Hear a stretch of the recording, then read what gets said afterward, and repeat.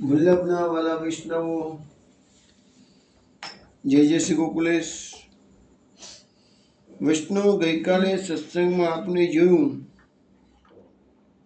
શ્રી મહાપ્રભુજી પ્રથમ પૃથ્વી પરિક્રમા 9 વર્ષમાં પૂરી કરે છે. થોડા સમયમાં બીજી પરિક્રમા શરૂ કરે છે. બીજી પરિક્રમા શરૂ થયા પછી આપણે લોહગઢ, નરોડા તથા જામનગરના બેઠકનું ચૈત્રનું રસપાન ગઈકાલે કર્યું આપણે. હવે આજે આપણે સૌંદર્ય પદ્મનું પેલા ગાન કરીશું. સૌંદર્યમનિજ હૃદગતં પ્રકટિતં સ્ત્રીગૂઢભાવાત્મકં રૂપં ચ પુનસ્તદંતર્ગतं પ્રાવિવિશદ સ્વપ્રિયે સંશ્લિષ્ટા ઉભયોર્બભૌ રસમયઃ કૃષ્ણો હિ તત્સાક્ષિકં રૂપં તત્ત્રિતયાત્મકં પરમભીધ્યેયં સદા વલ્લભં ધ્યેયં સદા વલ્લભમ. વૈષ્ણવ, ગઈકાલે છેલ્લે આપણે જોયું હતું કે મહાપ્રભુજીએ જામનગરમાં રાજા જામ તમાચીને શહેર વસાવવાની આજ્ઞા કરી છે. એ દિવસ જ ઉત્તમ મુહૂર્તવાળો હતો. હવે મહાપ્રભુજી યાત્રામાં આગળ પધારે છે. એ બધો વૃત્તાંત આપણે જોઈશું, પરંતુ તે પહેલા એક કીર્તન શ્રવણ કરીશું. કીર્તનના શબ્દો છે ભરોસો શ્રી વલ્લભ હિ કો ભારી. અને આજે આપણે જે વચ્ચેના ભાગમાં કીર્તન લઈશું એ ઘનઘોરનું કીર્તન છે. છબીલી રાધે પૂજી લેની ઘનઘોર. પણ અત્યારે તો ભરોસો શ્રી વલ્લભ હિ કો ભારી. વલ્લભ હિ કો ભારી ભરોસો શ્રી વલ્લભ હિ કો ભારી. વલ્લભ હિ કો ભારી ભરોસો શ્રી વલ્લભ હિ કો ભારી. કાહે કો મન ભટકત ડોલત, કાહે કો મન ભટકત ડોલત, જો ચાહત ફલકારી ભરોસો શ્રી વલ્લભ હિ કો ભારી. શ્રી વિઠ્ઠલ गिरिधर सब बालक जगत कियो उद्धारी. पुरुषोत्तम प्रभु नाम मंत्र दे, पुरुषोत्तम प्रभु नाम मंत्र दे, चरण कमल सिरधारी भरोसो श्री वल्लभ हि को भारी.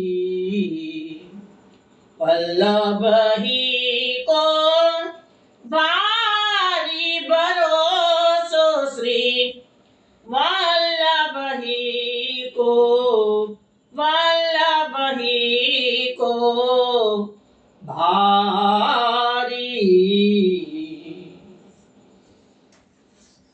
વૈષ્ણવ, આ કીર્તન આપે બિહાગ રાગમાં શ્રવણ કર્યું છે.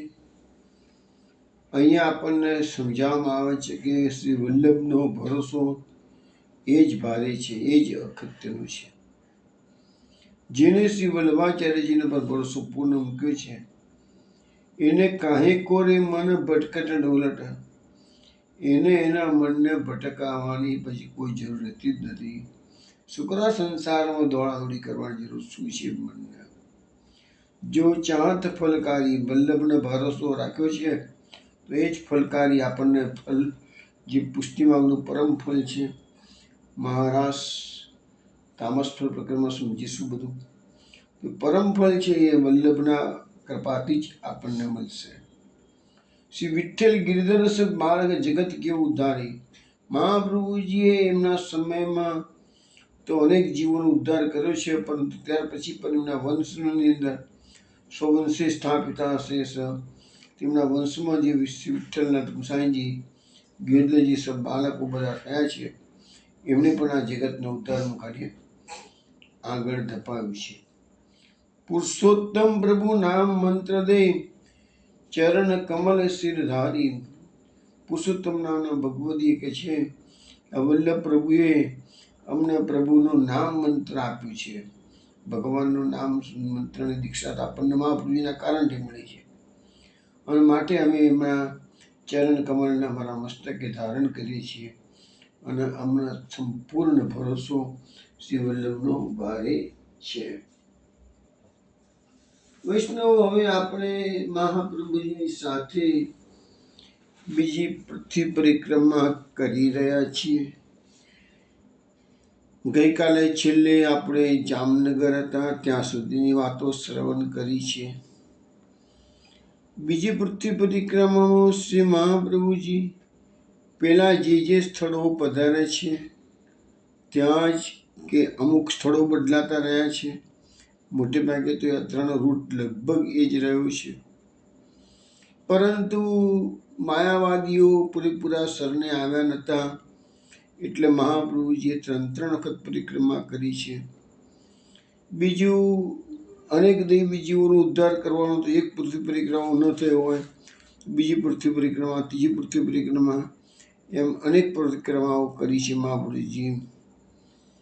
અમે આપણે આપણો વૃત્તાંત જે સમજવાનો પ્રયત્ન કરીશું, એમાં મહાપ્રભુજીએ પહેલી પૃથ્વી પરિક્રમાનું આપણે બહુ ડિટેલ્સમાં વર્ણન કર્યું છે.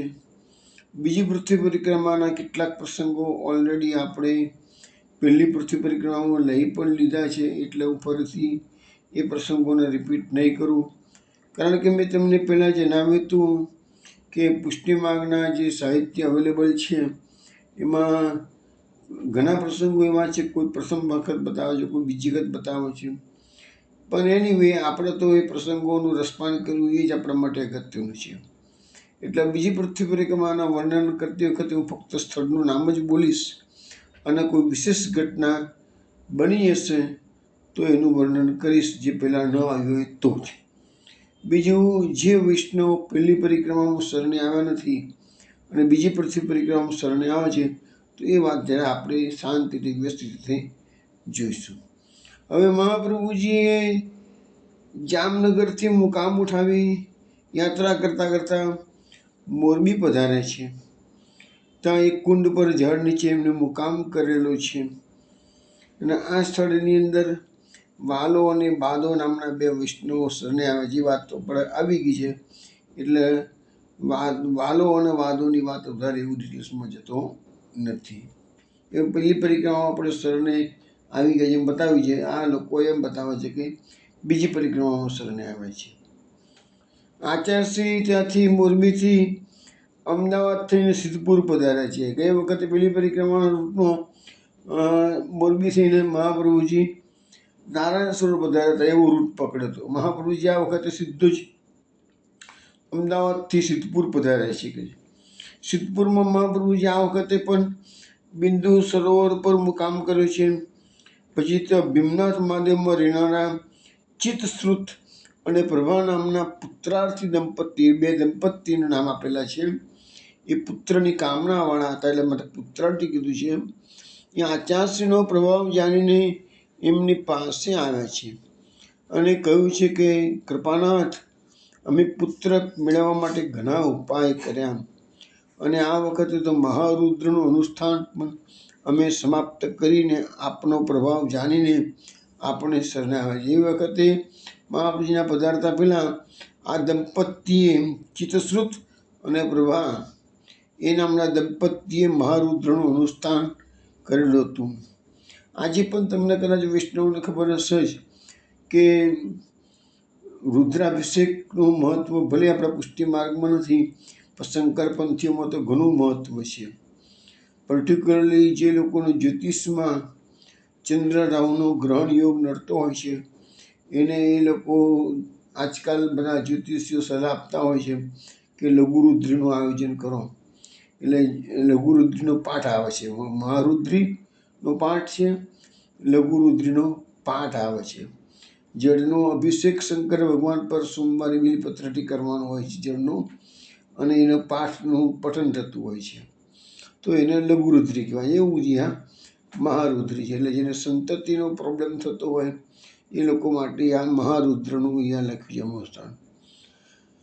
તો મહાપ્રભુજીની શરણે આવ્યા છે, અમારા પર અનુગ્રહ કરો. તે આચાર્યશ્રીએ કહ્યું, તમે પુત્રને માટે આટલી બધી ચિંતા શા માટે રાખો છો? પુત્ર મળવો કે ન મળવો એ મનુષ્યના હાથની વાત નથી. અમે તો સર્વ વૈષ્ણવોની હરિસેવા કરવાનો બોધ જ કરીએ છીએ. આપણે સમજાયું છે ને કે મહાપ્રભુજીના માર્ગમાં લોકાર્થી ચેત ભજેત કૃષ્ણમ ક્લિષ્ટો ભવતી સર્વદા, ક્લિષ્ટોપી ભજેત કૃષ્ણમ લોકો નશ્યતિ સર્વથા. આ વસ્તુ મહાપ્રભુજી જ બતાવી શકે. દુનિયાના કોઈ પણ ધર્મનો અભ્યાસ તમે કરો, બધી જગ્યાએ લૌકિક કામનાના ઉપાયો બતાવવામાં આવ્યા છે.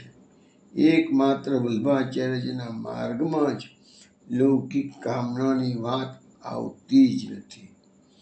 એટલે મહાપ્રભુજી કીધું છે, અમે તો સર્વને હરિસેવા કરવાનો બોધ કરીએ છીએ. જે વસ્તુ પ્રાણે મેળવી હોય તે ભાગ્ય સુખ આપે છે. એટલે એમ કહેવા માંગે છે કે જ્યાં ગાડી તમારા નસીબમાં ના હોય છતાં તમે આગ્રહ કરતા હો, અને કોઈ સંત પુરુષ એની તપોબળના કારણે, સિદ્ધિઓના કારણે તમને સંતાન આપી પણ દે, તો લખે છે કે એ સુખ લાંબુ ટકતું નથી કે છે. માટે એમાં સુખની ઈચ્છા રાખવી ઘટતી નથી. તમે મહારુદ્રનું અનુષ્ઠાન કર્યું છે, સારું કર્યું છે. રુદ્ર તમને જરૂરથી થોડા સમયમાં જ પુત્ર આપશે. તેમ છતાં તમારા મનનું સમાધાન થતું ન હોય તો કોઈ વૈષ્ણવ બ્રાહ્મણ પાસે ગોપાળ પૂજન કરાવજો. મહાપ્રભુજી પાછો એક વધારાનો ઉપાય બતાવ્યો છે. સામાન્ય રીતે મહાપ્રભુજીના આખા ચરિત્રમાં કોઈ જગ્યાએ પણ લૌકિક કામના પૂર્ણ કરવાનો ઉપાય બતાવ્યો હોય તો ખાલી આ એક જ જગ્યા દેખાય છે કે કોઈ વૈષ્ણવ બ્રાહ્મણની પાસે ગોપાલનું પૂજન કરાવો. આપણે અહીંયા તમને કદાચ ખબર હશે, ગોપાલ શસ્ત્રનો પાઠ ઘણા લોકો કરતા હોય છે. પર્ટિક્યુલરલી નાથદ્વારામાં પંડિત રામચંદ્ર બાબુરાવ બહુ સારો પરિચય મારો હતો, અને ખૂબ જ જ્યોતિષના પ્રખર વિદ્વાન હતા. અને એને પાસે મેજોરિટી હું જોતો તો લોકોને જાય એની પાસે પોતાના પ્રશ્નો લઈને, તો બાબુરાવજી બધાને, પંડિતજી બધાને લગભગ ગોપાલ સહસ્ત્રનામનો પાઠ કરવાનું કહેતા હતા. આ ગોપાલ સહસ્ત્રનામના પાઠમાં શું છે કે થોડું તંત્ર વિદ્યા આવી જાય છે. આપણો માર્ગ તો ભગવદ્ ગુણગાનનો માર્ગ છે. આપણામાં તાંત્રિક વિદ્યાની વાત નથી આવતી, પણ ગોપાલ સહસ્ત્રનામમાં જે શ્લોકો છે થોડુંક એમાં તંત્ર માર્ગનું છાંટ દેખાવામાં આવે છે. ભલે ભગવાન ગોપાલનું તો આપણા સંપ્રદાયમાં ચાલે જ, કોઈ એવો સવાલ નથી રહેતો, પણ એનાથી ઘણો ફરક પડતો હતો. અને ઘણા અમારી પાસે ઓપિનિયન આપતા હતા, અમારા કામો થઈ ગયા છે. એ પ્રકારની પશ્ચિમ તરફની યાત્રા પૂરી કરી પુષ્કરના માર્ગે આચાર્યશ્રી વ્રજમાં પધાર્યા છે.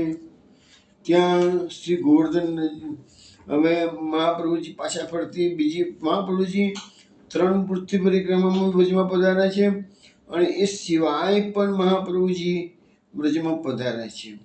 હવે આ પુસ્તકમાં જે લખવામાં આવ્યું છે, પારેખના પુસ્તકમાં, તો એ પ્રમાણે તો મહાપ્રભુજી જે ગોવર્ધનાજીનું પ્રાકટ્ય થયું એ બીજી યાત્રામાં થયું છે. આપણે તો પહેલી યાત્રામાં એનું વર્ણન કરી દીધું હતું, એટલે અત્યારે આપણે લેતા નથી એનું કે છે. પરંતુ પહેલી યાત્રામાં ગોવર્ધનાજીનું પ્રાકટ્ય થઈ ગયું, પૂર્ણમલ ક્ષત્રિય મંદિર સિદ્ધ કર્યું છે, એ બધી વાતો આવી ગઈ છે, એટલે આપણે એ વાત લેતા નથી. પછી આચાર્યશ્રી પૃથ્વી પરિક્રમા કરવાની આગળ ચાલે છે. મધુવનમાં મધુવનમાં વ્રજયાત્રા પૂરી કરી છે, વ્રજની યાત્રા. અને હવે આપણે સામાન્ય રીતે શું છે કે વ્રજયાત્રાની શરૂઆત જ મથુરાથી મધુવન થાય છે, જ્યારે બીજી પરિક્રમા મહાપ્રભુજીએ મધુવનમાં યાત્રા પૂરી કરી છે. એટલે મહાપ્રભુજીએ ક્રમ થોડો ઉલટો કર્યો હશે, એનો અર્થ એવો થયો. ત્યાર પછી આચાર્યશ્રી કુરુક્ષેત્રના માર્ગથી બદ્રિકાશ્રમ પધાર્યા છે. બદ્રિકાશ્રમનું ચરિત્ર આપણે ઓલરેડી જોઈ લીધું છે. હિમાલયની 6 બેઠકોના ચરિત્ર જોઈ લીધા છે. એટલે એ બધા મહાપ્રભુજી બીજી વખત બી બ્રજમાં આપણે હિમાલયમાં પધાર્યા છે, એ ચરિત્રો આપણે જોતા નથી. પછી વ્યાસાશ્રમમાં પ્રવેશ કરતા આચાર્યશ્રીને વ્યાસજીના દર્શન થયા. તેમણે પ્રમાણ ચતુષ્ટયમાં આપશ્રીએ કેટલાક સંશયો પૂછ્યા. તે સંશયનો ખુલાસો કરીને વ્યાસજીએ આજ્ઞા કરી કે તમારે ભક્તિ માર્ગ પ્રવર્તાવવો, એના માટે ગ્રસ્થાશ્રમ કરવો. ત્યારે આચાર્યશ્રીએ તે આજ્ઞાનો સ્વીકાર કર્યો. પણ આપણને ખબર છે કે પંઢરીનાથ વિઠ્ઠલનાથજીએ મહાપ્રભુજીને અમોનતી ઈચ્છાએ હું નંદન તમે તાત, એ બદ્રીનાથની આજ્ઞા છે. તો એ વ્યાસજીએ પણ એમને ગ્રસ્થાશ્રમ સ્વીકારવાની આજ્ઞા કરેલી છે. ત્યાર પછી આચાર્યશ્રી હરિદ્વાર પધાર્યા. ત્યાંથી શુકર ક્ષેત્રમાં એટલે સોરમજી પધાર્યા છે. કૃષ્ણાસના ગુરુને દર્શન આપવાનું વરદાન પૂરું કર્યું છે. આચાર્યશ્રી કનોજ પધાર્યા, ત્યાંથી પ્રયાગ પધાર્યા. આચાર્યશ્રી પ્રયાગ પધાર્યા તે વખતે મહોદય પર્વ ચાલતું હતું. ત્યાં 4 વેદ પારંગત વિરક્ત પુરુષોએ આચાર્યશ્રીનું સન્માન કર્યું. પછી ત્યાં સ્નાન કરી આચાર્યશ્રી કાશી પધારે છે. કાશીમાં દામોદર, કૃષ્ણાસ, શંભુભટ્ટ, કેટુ, કમંડુ, લકુટાલૌકિક, વાસુદેવ વગેરે શિષ્યોની સાથે બ્રહ્મચારીના વેશયુક્ત અને દેવ વૈભવયુક્ત વેદની પારાયણ કરતા આચાર્યશ્રીને જોઈ એમની જ જ્ઞાતિના શ્રી વિઠ્ઠલનાથજી પ્રેરણા દેવન ભટ્ટ નામે બ્રાહ્મણ પોતાની કન્યા આચાર્યશ્રીને આપવાની પ્રાર્થના કરવા લાગ્યા. એટલે શું છે કે મહાપ્રભુજી કાશી પધાર્યા, બીજી યાત્રામાં પૂરી થઈ ગઈ લગભગ હવે. તો ત્યાં દેવન ભટ્ટ નામના એમના તૈલિંગના એક બ્રાહ્મણ, એમને પણ પંઢરીનાથે સપનું આપેલું કે તમે તમારી કન્યા મહાપ્રભુજીને પરણાવો. એટલે એ પોતાની કન્યા આપશ્રીને આપવાની પ્રાર્થના કરવા માટે દેવન ભટ્ટ પધારે છે. ત્યારે આચાર્યશ્રીએ કહ્યું કે એ વાત તમે મારા માતાજીને કહો કે છે. શંભુ ભટ્ટે કહ્યું કે તમારા મનનું ઈચ્છિત પ્રભુ કૃપાથી જરૂર થશે. એટલે દેવન ભટ્ટને નિરાશ ન થાય એ કીધું પ્રભુ કૃપા કરશે જ કે છે. ત્યારબાદ કાશીમાં પ્રવેશ કરીને કેટલાક શિષ્યોને માતાજીને બોલાવવા માટે મોકલેલા. મહાપ્રભુજીએ કીધું જે અમારા માતાજી અગ્રહાર ગામમાં રોકાયા છે જનાર્દન ભટ્ટ કાકાને ત્યાંથી લઈ આવો. શંભુને કાશીમાં પુરુષોત્તમદાસ શેઠને ત્યાં રાખીને આચાર્યશ્રી જગન્નાથપુરી જવાને, એટલે ત્યાં આગળ તો વાત કરી દીધી છે, હજી તો માતાજી આવશે પછી નક્કી થશે બધું. મહાપ્રભુજી મીનવાઇલ જગન્નાથપુરી જવા માટે નીકળ્યા છે. ગંગાસાગરમાં જગન્નાથપુરીથી મહાપ્રભુજી ગંગાસાગર પહોંચી ગયા છે. ગંગાસાગરમાં થોડા દિવસ રહી ત્યાંથી વનના સુંદર માર્ગેથી પેલા ગંગાસાગર ગયા ને ગંગાસાગરથી પછી જગન્નાથપુરી ગયા. રસ્તામાં આચાર્યશ્રીએ સુંદરદાસ નામના વૈષ્ણવના ઉપર અનુગ્રહ કર્યો. આ સુંદરદાસ જગન્નાથથી 10 ગાંવ દૂર એક ગામ પીપળી કરીને ગામ હતું, ત્યાં આ સુંદરદાસ રહેતા હતા. આચાર્યશ્રી એના ગામ પાસે મુકામ કર્યો. હવે આપણે આ સુંદરદાસનું જે 84 વૈષ્ણવની વાર્તામાં આવે છે એમાં એ કેવી રીતે શરણે આવે છે એ વાત આપણે હવે સમજવાનો પ્રયત્ન કરીએ.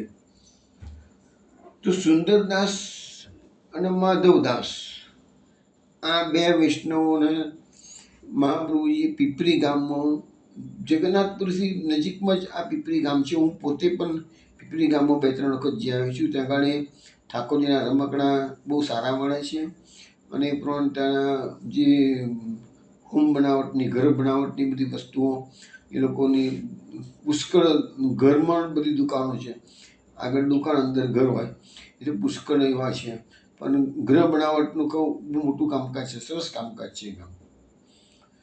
તો એ પીપરી ગામમાં સુંદરદાસ ગંગાપુત્ર બ્રાહ્મણને ઘેરે અને માધવદાસ શાશ્વત બ્રાહ્મણને ઘેર જન્મેલા. તે માધવદાસના પિતા મસ્જિદમાં એક પીર હતો, તેનો જ આશ્રય કરે. માધવદાસ હતા ને એ પીરને સાધના કરવા આવતા હતા. મલેચ્છે જેમ કરે તેમ પ્રકારે માળા પતાસા રોજ ચડાવે. એને પુત્ર ન હતો ત્યારે પીરની માનતા કરી, તેથી પુત્ર થયો. એટલે તે શાશ્વત બ્રાહ્મણને પીરમાં દૃઢ વિશ્વાસ, એટલે જે માધવદાસ છે ને એના પિતાને પીરમાં વિશ્વાસ આવી ગયો. એ પીર શાશ્વત સાથે બોલતો, વાતો કરતો. એ વાત શાશ્વત બ્રાહ્મણ હિન્દુ થઈને એ પ્રકટ કરે તો નિંદા થાય, તેથી દીકરાનું નામ માધવદાસ પાડ્યું. ગૌડ દેશમાં કૃષ્ણ ચૈતન્ય થયા.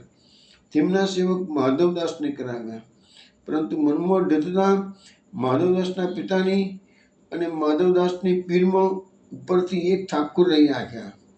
તે લોકોને દેખાડવા માટે પૂજે. એટલે આમાં શું છે, પૂર્ણ મૂળ વસ્તુ તો શું હતી, બ્રાહ્મણ થઈને પણ પીરને પૂછતા હતા, લોકોમાં ખરાબ ના દેખાય અને ઠાકોર સેવા પણ કરે અને ચૈતન્ય મહાપ્રભુજીના સેવક પણ થઈ ગયેલા હતા. જેથી સમાજમાં કોઈને ખ્યાલ આવે નહીં કે ખાનગીમાં એ બીજી ખોટી જગાએ પૂજન કરે છે. ઠાકોર આગળ ભોગ ધરે ત્યારે પીરને નામ લઈને બોલાવે એટલે પીર આવીને ખાઈ જાય. એ જ ગામમાં સુંદરદાસ ગંગાપુત્ર બ્રાહ્મણ રહે. એની રીતે કે જે કોઈ સંત મહંત મહાપુરુષ આવે તેમની એ ટેલ આખો દિવસ કરે, ચરણ ચંપી કરે, પાણી સીધું બધું લાવી આપે, 2 કોસ સુધી પહોંચાડે.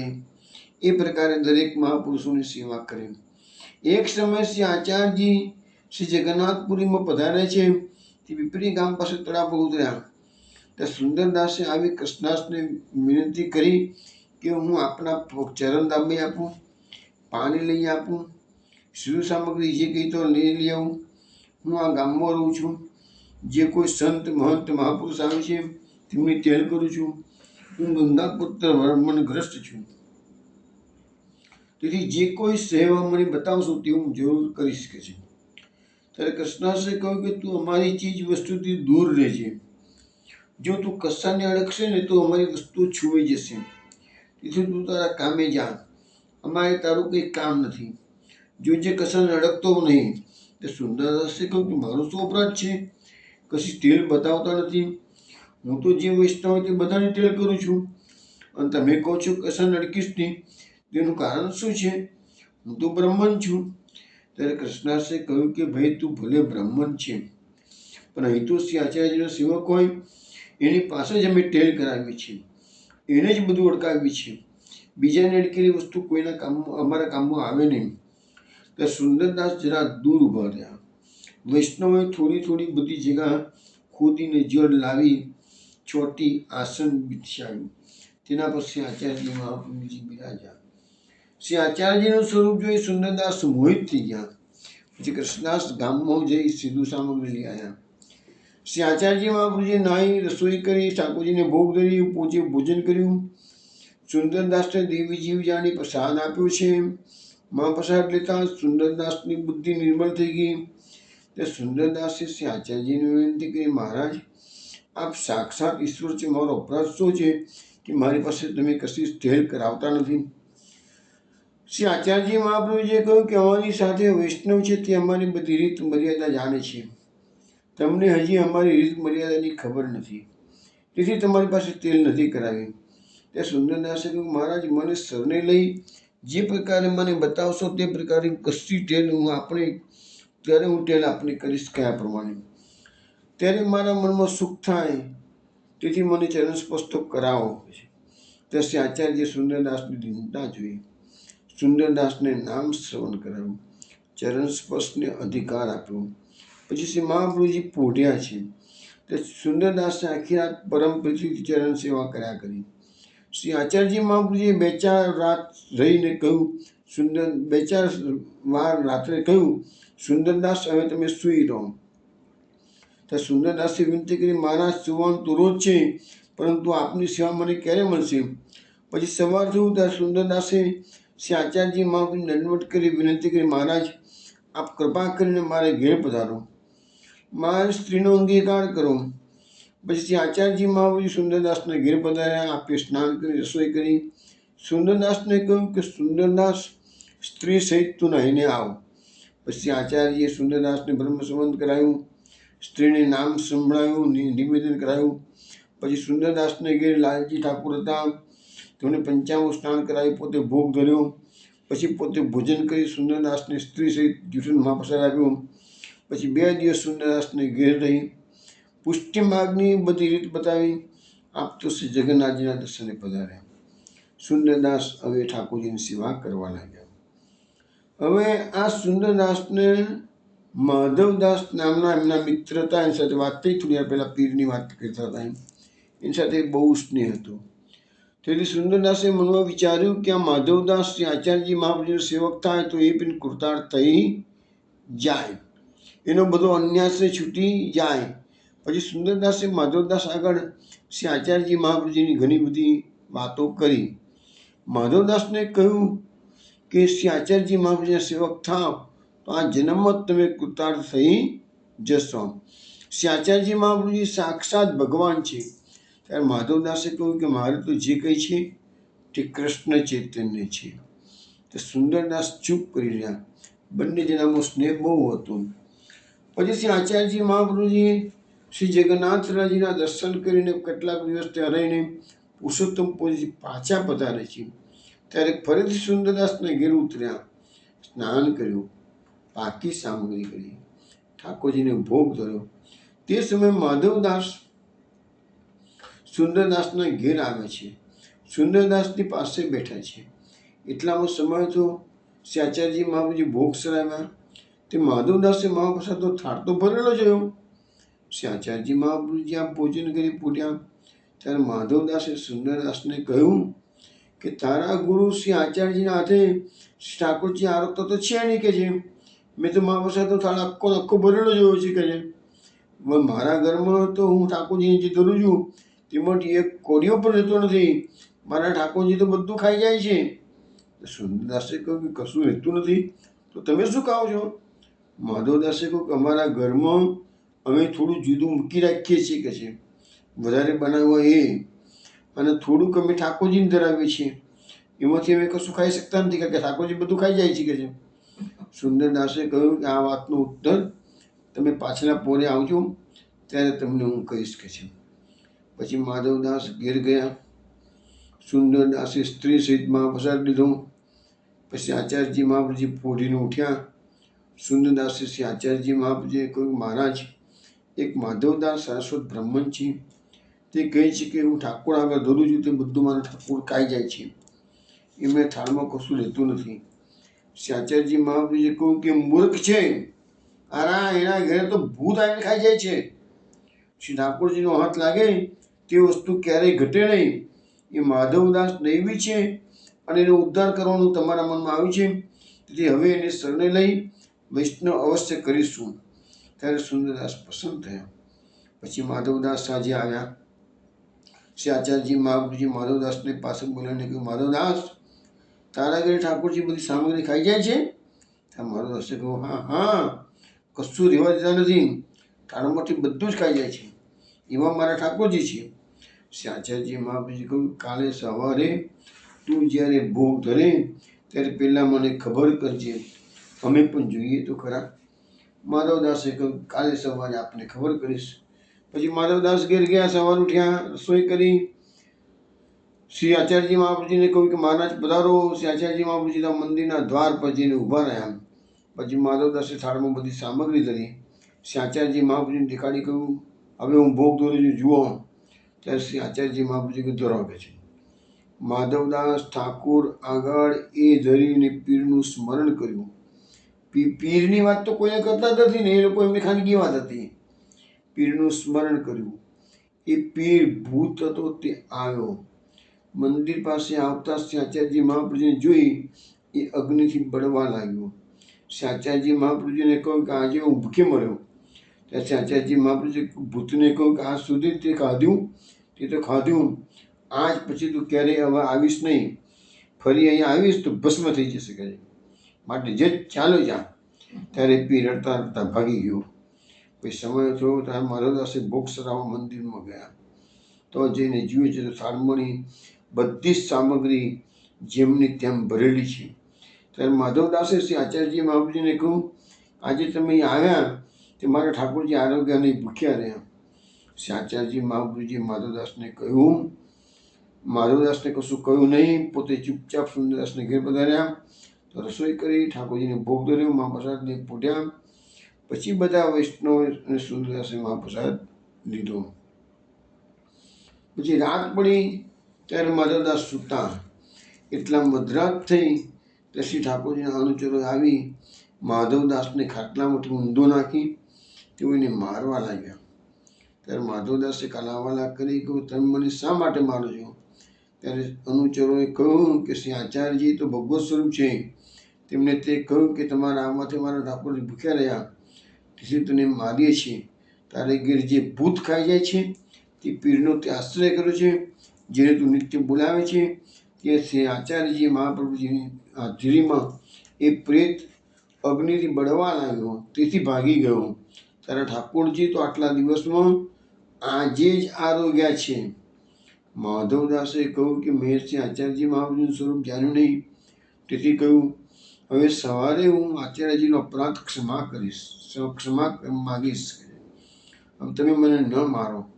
શ્રી ઠાકોરજીના અનુચરે કહ્યું કે સવારે અપરાધ ક્ષમા નહીં કરાવશે, એમનો સેવક ન થશે તો કાલ રાત્રે અમે તારી મારીને ચૂરો કાઢી નાખીશું. આવું કહીને ઠાકોરજીના અનુચરો પધારી ગયા. પછી સવાર થયો. માધવદાસે શ્રી આચાર્યજી મહાપ્રભુજી પાસે આવી દંડવટ કરી વિનંતી કરી, મહારાજ, મેં આપનો અપરાધ કર્યો છે, હું અજ્ઞાની જીવ છું, આપનું સ્વરૂપ સમજી શક્યો નહીં, આપ તો સાક્ષાત ઈશ્વર છો, હવે મારો અપરાધ ક્ષમા કરો. મારા પિતા મર્યા ત્યારે મને કહ્યું હતું કે તું આ પીરને માન્યા કરજે, તે ઉપરથી દેખાડવા માટે ઠાકોરજી રાખ્યા હતા, તેથી આપ હવે કૃપા કરી મારે ઘેર પધારો, મને શરણે લો, જે પ્રકારે આપ બતાવો તે પ્રકારે હું ભગવત સેવા કરીશ. પછી આચાર્યજી મહાપ્રભુજી માધવદાસની દીનતા જોઈને માધવદાસ પર પ્રસન્ન થઈ કૃપા કરી પોતે માધવદાસને ઘેર ફરી પધાર્યા. તો સ્નાન કરાવી, નામ સુનાવ્યું, બ્રહ્મ સંબંધ કરાવ્યું. પછી ઠાકોરજીને પંચામૃત સ્નાન કરી પાટે બેસાડી માધવદાસને માથે પધરાવ્યા. પછી આચાર્યજી મહાપ્રભુજી પોતે રસોઈ કરી, શ્રી ઠાકોરજીને ભોગ ધરી પોતે ભોજન કર્યું. હવે શ્રી આચાર્યજી મહાપ્રભુજી માધવદાસને કહ્યું કે માધવદાસ, આ ગામમાં જેટલા વૈષ્ણવ હોય તે બધાને મહાપ્રસાદ લેવા માટે બોલાવી લાવો. માધવદાસે શ્રી આચાર્યજી મહાપ્રભુજીને કહ્યું, મહારાજ, મહાપ્રસાદ તો થોડો છે અને અમારા ગામમાં વૈષ્ણવો તો ઘણા છે, તે બધાને કઈ રીતે પહોંચી વળાશે? શ્રી આચાર્યજી મહાપ્રભુજીએ કહ્યું, તું મૂર્ખ છે, અને આ મહાપ્રસાદ ક્યારેય ઘટતો નથી, જ્યાં બધા વૈષ્ણવ બોલાવો. ત્યારે માધવદાસે જઈને વૈષ્ણવોને કહ્યું, શ્રી આચાર્યજી મહાપ્રભુજી જે બોલાવે છે ચાલો. સાંભળતા જ બધા વૈષ્ણવો કામકાજ છોડીને દોડતા આવ્યા. શ્રી આચાર્યજી મહાપ્રભુજીએ બધાની આગળ મહાપ્રસાદની પાતળ ધરીને બધાને મહાપ્રસાદ લેવડાવ્યો. મહાપ્રસાદનો થાળ તો ભરેલો જ રહ્યો. શ્રી આચાર્યજી મહાપ્રભુજી માધવદાસને કહ્યું, માધવદાસ, જો વૈષ્ણવને દૃઢ વિશ્વાસ જોઈએ, મહાપ્રસાદ ક્યારેય ઘટે જ નહીં. આ પ્રકારનું મહાત્મ્ય શ્રી આચાર્યજી મહાપ્રભુજી માધવદાસની પીપળી ગામમાં બતાવ્યું. ત્યારે માધવદાસનો વિશ્વાસ દૃઢ થયો. પછી આચાર્યજી ત્યારે માધવદાસને બધી રીતભાત પુષ્ટિ માગણી પતાવી અને પોતે કાશી પધાર્યા. તે સુંદરદાસના સંગથી માધવદાસ મહાન ભગવદીય થયા. શ્રી ઠાકોરજી સાનુભાવ જણાવતા હતા, સુંદરદાસ પણ શ્રી મહાપ્રભુજીના કૃપાપાત્ર ભગવદીય હતા. તો વૈષ્ણવ આ સુંદરદાસ અને માધવદાસ કેવી રીતે શરણે આવે છે એ વાતો આપણે શ્રવણ કરીને આજે પણ એ જગન્નાથપુરીની નજીકમાં 10 કિલોમીટર પર લગભગ કદાચ પીપળી ગામ આજે પણ છે. હવે આ મહાપ્રભુજી યાત્રાઓ આગળ પધારે છે. આગળ પધારતા મહાપ્રભુજી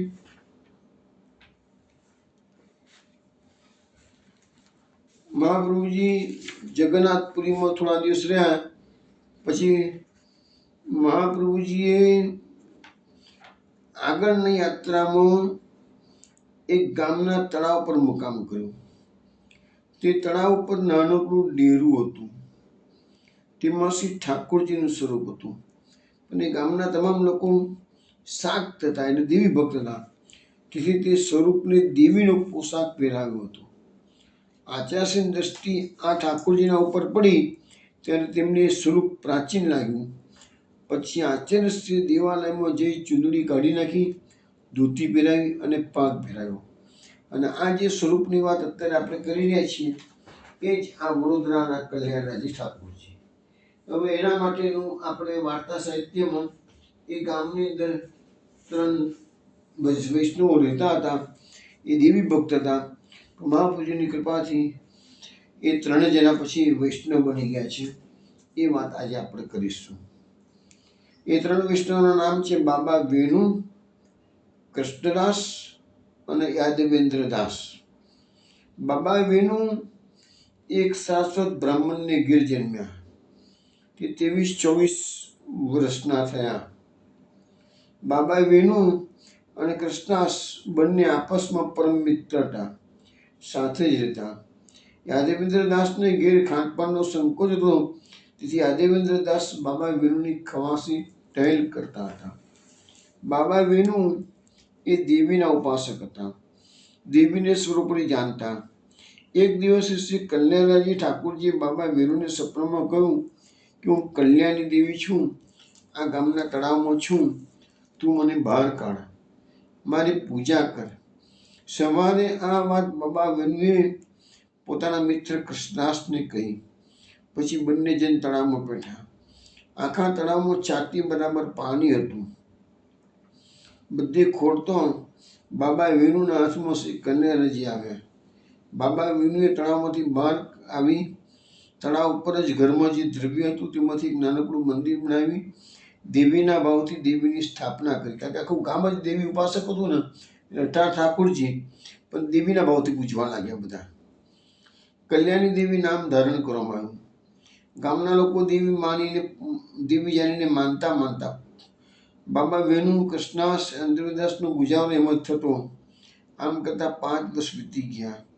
ત્યાં શ્રી આચાર્યજી કાશીથી અડેલ પધારતા હતા. તે આ ગામમાં આવ્યા. શ્રી કલ્યાણજીના મંદિર પાસે કેરીના ઝાડ નીચે શ્રી આચાર્યજી બિરાજ્યા. તે સમયે બાબા વેણુ અને કૃષ્ણદાસ પાસે ગામ હતું ત્યાં ગયા હતા. ત્યારે મંદિરમાંથી શ્રી કલ્યાણજી ઠાકોરજી શ્રી આચાર્યજીને બોલાવ્યા. આપ ભીતર પધારો. તે વખતે શ્રી આચાર્યજીએ મંદિરમાં જઈને જોયું તો ઠાકોરજીએ તો સાડીને ચુન્નીઓ પહેર્યું છે. શ્રી આચાર્યજીએ પૂછ્યું કે પ્રભુ આપ દેવીની જેમ કેમ બિરાજમાન છો? ઠાકોરજી કહ્યું હું શું કરું, આ ગામમાં ઠાકોરજીને કોઈ જાણતું નથી. વળી બાબા વેણુ, કૃષ્ણદાસ, યાદવેન્દ્રદાસ દેવી જીવ જરૂર છે કે છે, તેમનો ઉદ્ધાર કરવા માટે તો મેં દેવી થઈ ને બાબા વેણુ પાસે પૂજા કરાવી છે. કેમ કે બાબા વેણુ એ દેવીના ઉપાસક છે. તેથી હવે આપ મને શ્રી ઠાકોરજીનું સ્વરૂપ કરો. અહીં 4 ઘડી આપ બિરાજો. બાબા વેણુ, કૃષ્ણદાસ, યાદવેન્દ્રદાસ ખવાસ નજીક હમણાં જ આવશે, તેનો આપ સ્વીકાર કરો, અંગીકાર કરો. પછી શ્રી આચાર્યએ ચડિયો સાડી ઉતાર્યો, ચનિયો એક ખીંટી પર ઢળી દીધો, સાડીને ફાડીને એક ધોતી બનાવી, માથે પાગ બાંધી દીધી. પછી પોતે કેરીના ઝાડ નીચે જઈ બિરાજ્યા. એટલામાં બાબા વેણુ, કૃષ્ણદાસ, યાદવેન્દ્રદાસ 3 જણા આવે છે. શ્રી કલ્યાણજીના મંદિરમાં જઈને જોયું તો પાગ ધોતી પહેરીને પ્રભુ બિરાજમાન છે. બાબા વેણુએ કહ્યું કઈ કોણ આવ્યું કે મારી દેવીના કપડાં આવી રીતે કરી દીધા?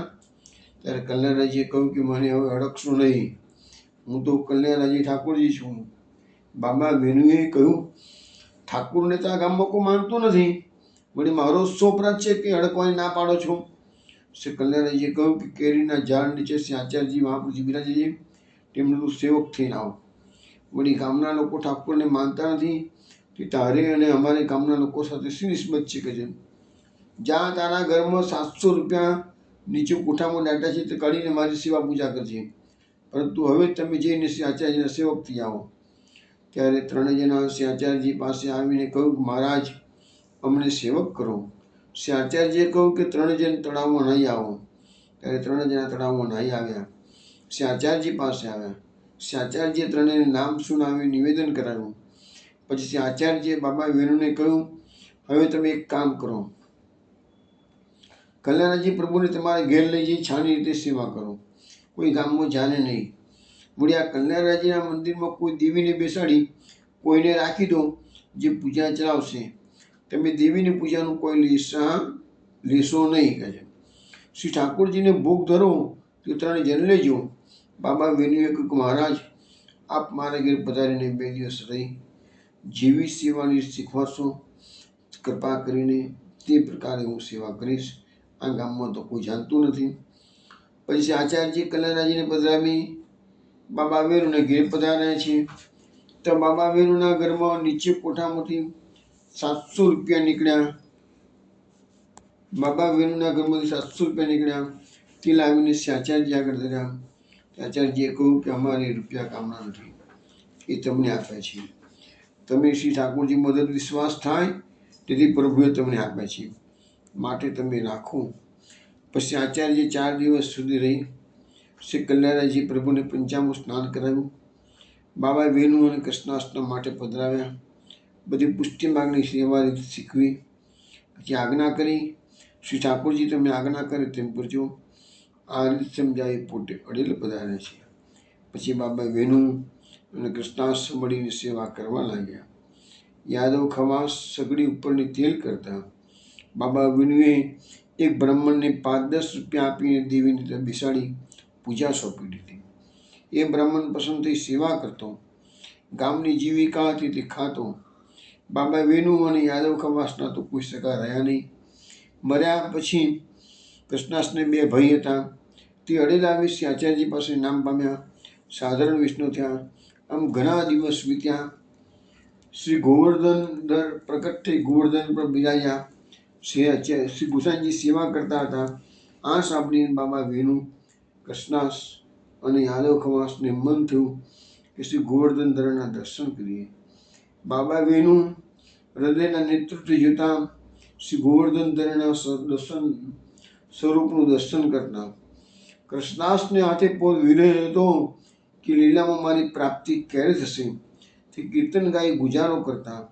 યાદવ ખવાસ બધી વાતની ભગવદ ઈચ્છા માણી પ્રસન્નતાથી સેવા કરતા. એક દિવસે શ્રી કલ્યાણજીએ 3 જણને આજ્ઞા કરી કે તમે શ્રી ગોવર્ધનજીના દર્શને જાઓ, હવે તમારા ત્રણેયની તો પ્રાપ્તિ થશે. બાબા વેણુએ કહ્યું કે આપ હવે કોના માટે પધરાશો? તો કલ્યાણજીએ કહ્યું, કૃષ્ણાસના 2 નાના ભાઈ છે તેમને માટે મને પધરાવીને તમે જાઓ. બાબા વેણુએ કૃષ્ણાસના બંને ભાઈઓને બોલાવીને કહ્યું, તમારું મોટું ભાગ્ય છે, મન લગાડીને ઠાકોરજીની સેવા કરજો. આ ઘર વસ્તુ બધું અમે તમને સોંપીએ છીએ. અમે 3 જણા વ્રજમાં જઈશું. ત્રણેયના દેહ ત્યાં છૂટશે. ભગવદ ઈચ્છા એવી જણાય. પછી તેમ બંને સેવા કરવા લાગ્યા. પસંદ થઈ આ 3 વ્રજ જેવા ઉપડ્યા અને કેટલાક દિવસે મથુરા પધાર્યા. અને પછી એ બધાનો 3 દેહ મથુરામાં. હવે આ જે સ્વરૂપ જે છે એ સ્વરૂપ અત્યારે હાલમાં વડોદરામાં બિરાજમાન છે. એની પણ વાત એવી છે કે પછી શ્રી કલ્યાણજી શ્રી ગુસાઈજીના ઘરમાં પાછા આવે છે. કારણ કે આમ મેં તમને કહ્યું ને કે જેટલા ભગવત સ્વરૂપો મહાપ્રભુજી 84 વિષ્ણુને પધરાઈ આપ્યા હતા એ બધા એક પછી એક વલ્લભપુરમાં પાછા આવી ગયા છે. અને વલ્લભપુરમાં વંશ વધતો ગયો છે. દરેકને નિધિ સ્વરૂપની સેવા મળતી હોય તો એને આનંદ થાય.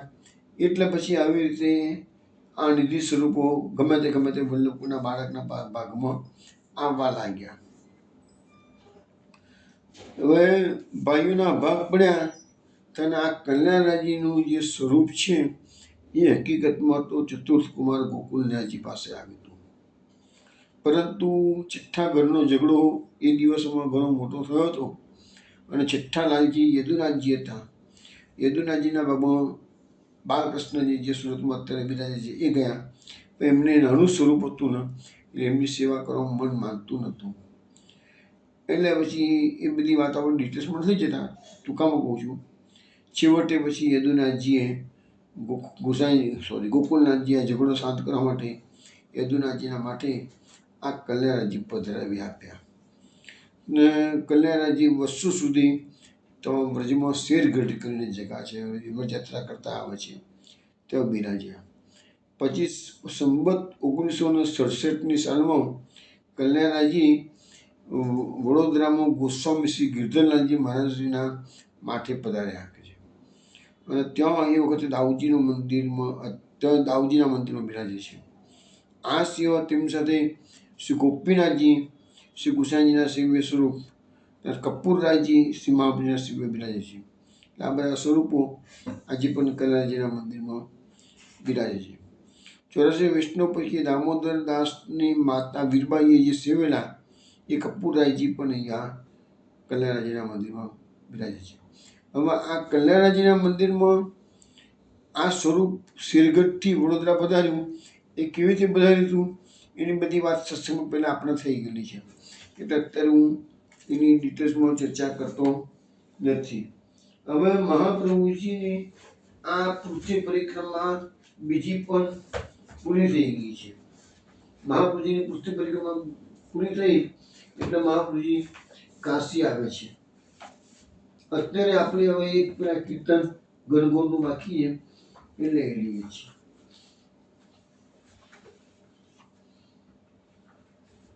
પૂજલિની ગાન ગોર છબીલી રાધે, પૂજલિની ગાન ગોર,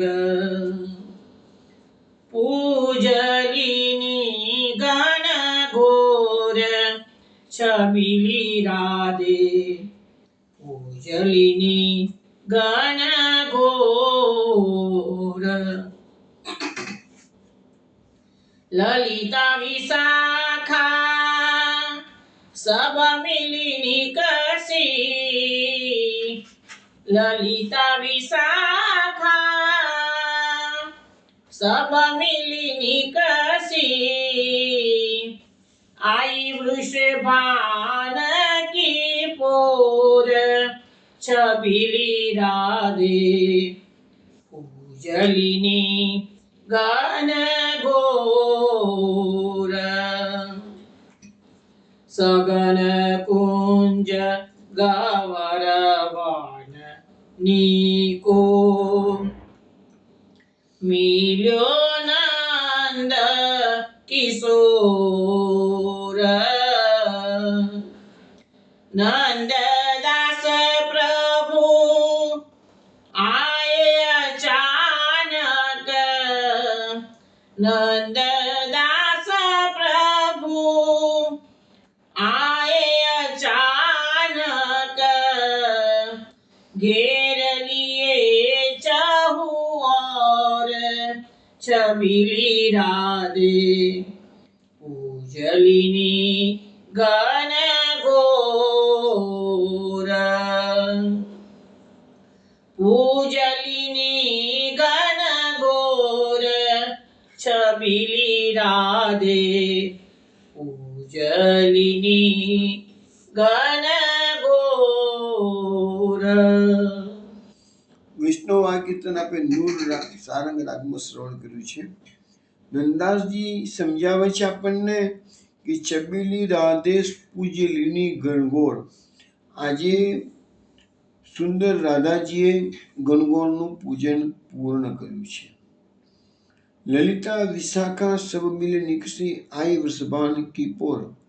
હવે રાધાજીની બધી સખીઓ હતી, લલિતા વિશાખા એ બધી ભેગી થઈ ગઈ છે અને વૃષભાનજીના ઘરે આવી ગઈ છે. સગન કુંજ ગેવરવન નીકો મિલ્યો નંદ કિશોર. એટલે આ બધી સખીઓએ રાધાજીને કીધું કે તે ગણગોળનું પૂજન થઈ ગયું છે, તો ચાલ હવે આપણે કુંજમાં જઈએ કે છે. બધી ખેલવા માટે સગન કુંજમાં, ગેવરવનની સગન કુંજ છે, વરસાણામાં આજે પણ છે બધું ગેવરવન, ત્યાં એ લોકો બધા સખીઓ રહી અને ત્યાં નંદ કિશોર સાથે આ લોકોની મુલાકાત થાય છે. નંદદાસ પ્રભુ આએ અચાનક ઘેર લીએ ચૌઓર. હવે નંદાસજી કહે છે કે પ્રભુ તો અચાનક ગેવરવનમાં આવી ગયા ઓચિંતા. આ બધી સખીઓ જોયું કે નંદ કિશોર આવે છે એટલે બધીઓએ એને ચારે બાજુથી પ્રભુને ઘેરી લીધા છે. તો આ એક ગણગોળનું કીર્તન આપણે શ્રવણ કર્યું. વૈષ્ણવ હવે આપણે મહાપ્રભુજીના લગ્નની વાત કરીશું આજે. મહાપ્રભુજીનું આપણે વાત થઈ એ પ્રમાણે ત્રીજી પરિક્રમા, અત્યારે બીજી પરિક્રમા મહાપ્રભુજીની પૂર્ણ થઈ છે. પહેલી પરિક્રમા પૂર્ણ થઈ મહાપ્રભુજીની, તે વખતે મહાપ્રભુજી કાશી પધાર્યા. ત્યાંના દેવેન ભટ્ટે આવીને કીધું હતું પોતાની કન્યાનું માગ કરવા માટે. ત્યારે એમને કહ્યું કે માતાજીને બોલાવીશું. માતાજીને લેવા માટે બધા અગ્રહાર એમના સેવકો ગયા છે અને મહાપ્રભુજી બીજી પૃથ્વી પરિક્રમામાં આગળ નીકળી ગયા. બીજી પૃથ્વી પરિક્રમા મહાપ્રભુજીએ લગભગ 4 વર્ષે પૂર્ણ કરી છે. હવે મહાપ્રભુજી બીજી પૃથ્વી પરિક્રમા પૂરી કરીને આવી ગયા છે અને અહીંયા હવે કાશીમાં મહાપ્રભુજીના લગ્નોત્સવની તૈયારી થઈ રહેલી છે. આપણે જોઈએ કેવી રીતે લગ્ન થયા છે. શ્રી વલ્લભની 25 વર્ષની જુવાન વય હતી. 2 પૃથ્વી પરિક્રમા પૂરી કરી આપ કાશી પધાર્યા હતા. શ્રી પુરુષોત્તમદાસને ત્યાં આપનો મુકામ હતો. શ્રી વલ્લભને કાશી પધારેલા જાણી તેમની જ્ઞાતિના વિદ્વાન બ્રાહ્મણ દેવન ભટ્ટ શ્રી વલ્લભ પાસે આવ્યા, પરસ્પર નમસ્કાર કર્યા. દેવન ભટ્ટે વિનંતી કરી કે શ્રી વલ્લભ, મને પંઢરપુરવાળા શ્રી વિઠ્ઠલનાથજીએ સ્વપ્નમાં આજ્ઞા કરી છે કે તમે શ્રી વલ્લભ પાસે જાઓ અને તમારી સુપુત્રી મહાલક્ષ્મીના વિવાહ શ્રી વલ્લભ સાથે કરવા તેમને વિનંતી કરો. માટે હું આપની પાસે આવ્યો છું.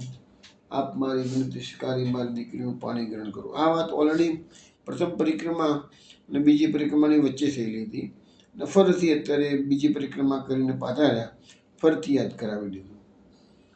શ્રી વલ્લભને પંઢરપુરમાં થયેલી ભગવત આજ્ઞા યાદ આવી. આપે મંદિર સ્મિત કરતા આજ્ઞા કરી. આપણે જે ભગવત આજ્ઞા થઈ હોય તો તે તમને અને અમને સ્વીકાર્ય હોય, પરંતુ લગ્ન માટે મારા વડીલો પાસે આપણે પ્રસ્તાવ રજૂ કરવો જોઈએ. એ ભારતીય પરંપરા છે અને વતનમાંથી બધા અહીં આવી ગયા છે અને તે એ પ્રકારે તમે વાત કરો. દેવન ભટ્ટે શ્રી વલ્લભની વાત સ્વીકારી. થોડા સમયમાં શ્રી વલ્લભના કાકા જનાર્દન ભટ્ટ પરિવાર સહિત કાશી આવ્યા હતા. દેવન ભટ્ટે શ્રી વલ્લભના માતૃચરણ પાસે લગ્નનો પ્રસ્તાવ મૂક્યો. સૌએ સહ સ્વીકારી લીધો. તે જ વર્ષના અષાઢ સુદ પંચમીનો શુભ દિવસ લગ્ન મહોત્સવ માટે નક્કી થયો. શ્રી પુરુષોત્તમદાસે લગ્ન માટેની સર્વ તૈયારીઓ કરવાનું કાર્ય સ્વીકારી લીધું. યોગ્ય મુહૂર્તમાં વિધિપૂર્વક શુભ વિવાહનો પ્રારંભ થયો. હનુમાન ઘાટ પર આવેલા શ્રી વલ્લભના મકાનને સુંદર રંગોથી રંગાવવામાં આવ્યું. અનેક અલંકારોથી અલંકૃત કરાયું. રંગબેરંગી દીવાની રોશનીથી શોભવા લાગ્યું. મકાનના પ્રાંગણમાં સુંદર મંડપ રચવામાં આવ્યો. કદલી સ્તંભોથી અને આસોપાલવના તોરણોથી મંડપ શોભતો હતો. શ્રી વલ્લભના કાકા જનાર્દન ભટ્ટ, મોટા ભાઈ રામકૃષ્ણ, નાના ભાઈ કેશવ, તેમના વિદ્યાગુરુ વિષ્ણુચિત્તજી, તેમના બંને બહેનો સુભદ્રા અને સરસ્વતી, સુભદ્રાના પતિ રામેશ્વર, સરસ્વતીના પતિ મહેશજી, તેમના મામા લક્ષ્મીપતિ, તેમના સગોત્ર જ્ઞાતિજનો શંભુ, શંકર, અચ્યુત, વિષ્ણુ ભટ્ટ, સદાશિવ દીક્ષિત સૌ ઉપસ્થિત થયા. આપશ્રીના વિવાહ ખેલના સમાચાર જાણી આપના અનેક ભક્તો પણ તેનો અલૌકિક આનંદ માણવા માટે ઉપસ્થિત થયા. નિશ્ચય તાંબૂલ અને કન્યાદાનની પ્રતિજ્ઞા વિધિ થઈ. બીજે દિવસે વૃદ્ધિ ઉત્સવ મનાવવામાં આવ્યો. પરસ્પર વર કન્યાને વસ્ત્ર અલંકારોની ભેટ ધરવામાં આવી. બ્રાહ્મણોને મહાભોજન અને દાન દક્ષિણાથી સન્માનવામાં આવ્યા. અષાઢ સુદ પંચમીના શુભ દિવસે શુભ મુહૂર્તમાં વિવાહ મહોત્સવ સંપન્ન થયો. વિવિધ પ્રકારના વાજિંત્રોથી વાતાવરણ ધમધમતું હતું. મંગળ લગ્ન ગીતો ગવાતા હતા. વેદ મંત્રોચ્ચાર થતા હતા. શું આનંદમાં ફૂલ્યા સમાતા ન હતા. લગ્ન મંડપમાં સુંદર કેસરી ધોતી ઉપરના ધારણ કરી શ્રી વલ્લભ બિરાજ્યા હતા. આજે માતાની વિનંતીથી આપે સુંદર અલંકારો ધારણ કર્યા હતા. કર્ણમાં હીરાના શ્વેત ઝગમગતા કુંડલો શોભતા હતા. વિશાળ વક્ષ સ્થળ પર ગજમોતી, હીરા, માણેક અને પન્નાના કિંમતી રત્નહારો ઝૂલતા હતા. શ્રીહસ્ત પર પહોંચી અને બાજુબંધ ધારણ કર્યા હતા. મસ્તક પર કેસરી ઝેરીના પટાવાળી સુંદર પાઘ ધારણ કરી હતી અને તેના પર વિદ્યાનગરના રાય કૃષ્ણદેવે સિદ્ધ કરાવી અંગીકાર કરાવેલો રત્નજડિત કલાત્મક શેરો શોભતો હતો. ગુલાબના પુષ્પોની મધમત્તી પુષ્પમાળા પણ આપે ધારણ કરી. મુખારવિંદ પર ભગવદ આજ્ઞાનું પાલન કરવાનું મંદ મંદ સ્મિત લહેરાતું હતું. શ્રી વલ્લભના સુરંગ રૂપના દર્શન કરી સૌ ભક્તો આનંદ વિભોર બની ગયા. લગ્ન વિધિનો પ્રારંભ થયો. વર પક્ષ વાળાઓએ કન્યા પક્ષને યાચના કરી. અમે આંગિરસ, બૃહસ્પત્ય, ભરદ્વાજ એ ત્રણેય પ્રવર ભરદ્વાજ ગોત્રવાળા દીક્ષિત ગણપતિના પ્રપુત્ર, દીક્ષિત વલ્લભના પૌત્ર, દીક્ષિત લક્ષ્મણજીના પુત્ર, તૈત્રીય સખાધ્યાયી એવા અમારા શ્રી વલ્લભાચાર્ય શર્મા માટે આત્રેય આયર્ણ સાવાસ્ય એવા વિપ્રવર દીક્ષિત શ્રીકંઠ ભટ્ટની પ્રપૌત્રી, ગોવિંદ ભટ્ટની પૌત્રી અને આત્રેય ગોત્રી કલ્ય સખાધ્યાયી દેવન ભટ્ટની પુત્રી મહાલક્ષ્મી માટે યાચના કરીએ છીએ. કન્યા પક્ષ તરફથી જવાબ આવ્યો, બહુ સારું, બહુ સારું, અમે તમારી યાચના સ્વીકારીએ છીએ. પછી દેવન ભટ્ટ પોતાના થવાના જમાઈ શ્રી વલ્લભનું પૂજન કર્યું, પાદ પ્રક્ષાલન કર્યું, કન્યાદાન આપ્યું, હસ્ત મિલાપ થયું, ચોરીમાં સપ્તપદીની પ્રતિજ્ઞાઓ થઈ અને આમ અલૌકિક આનંદપૂર્વક શ્રી વલ્લભનો લગ્ન મહોત્સવ સંપન્ન થયો. હવે લગ્નની જે ચોરી છે એમાં સપ્તપદીની પ્રતિજ્ઞાઓ થઈ એ વખતે ગોર મહારાજ જે શ્લોકો બોલે છે એ શ્લોકો આપ શ્રવણ કરો. જન્માદસ્ય યતોન વયાદિતરત ચાર્થે સ્વભિઘ્નઃ સ્વરાટ તેને બ્રહ્મરુદાય આદિકવયે મુહ્યન્તિ યત સૂરયઃ તેજો વારિવૃદાં યથા વિનિમયો યત્ર ત્રિસર્ગો વૃષા દામ્ના સ્વેન સદા નિરસ્તકુહકં સત્યં પરમ ધીમહિ કસ્તુરી તિલકં લલાટપટલે વક્ષઃ સ્થલે કૌસ્તુભં નાસાગ્રે વરમૌક્તિકં કરતલે વેણુકરે કંકણં સર્વાંગે હરિચંદनं સુલલિतं કંઠે ચ મુક્તાવલી ગોપસ્ત્રી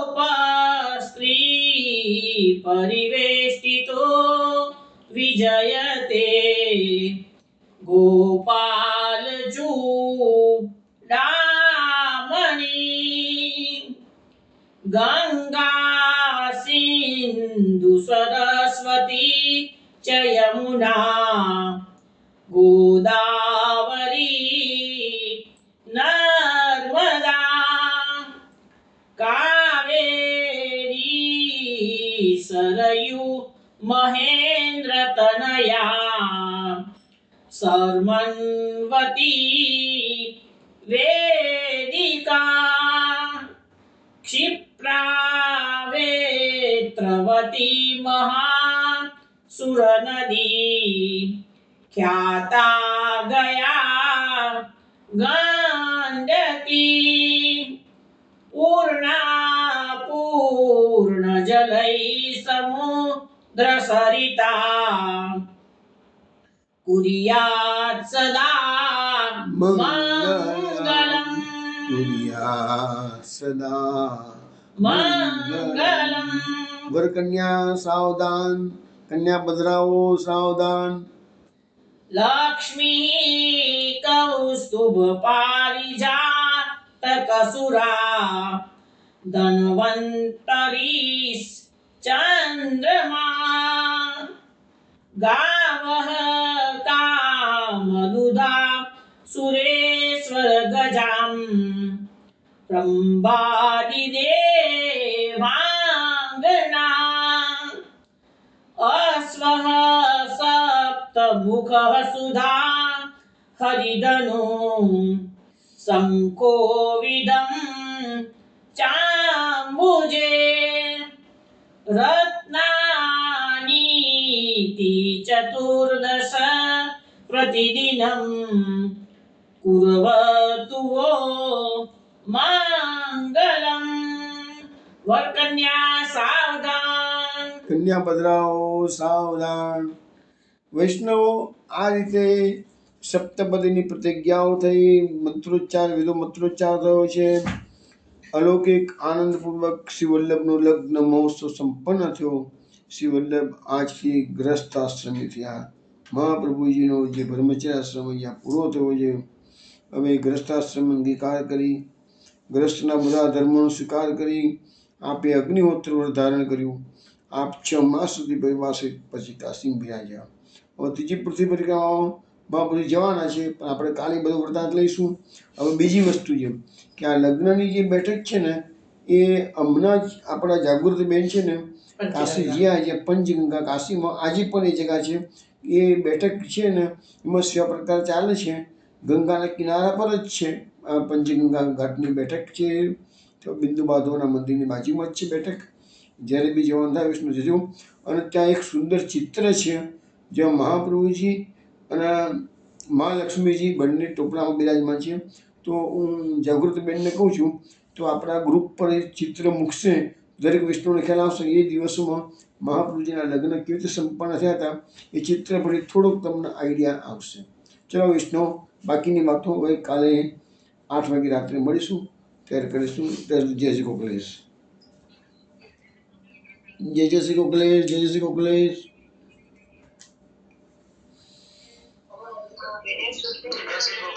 જય શ્રી ગોકલેશ, જય શ્રી ગોકલેશ।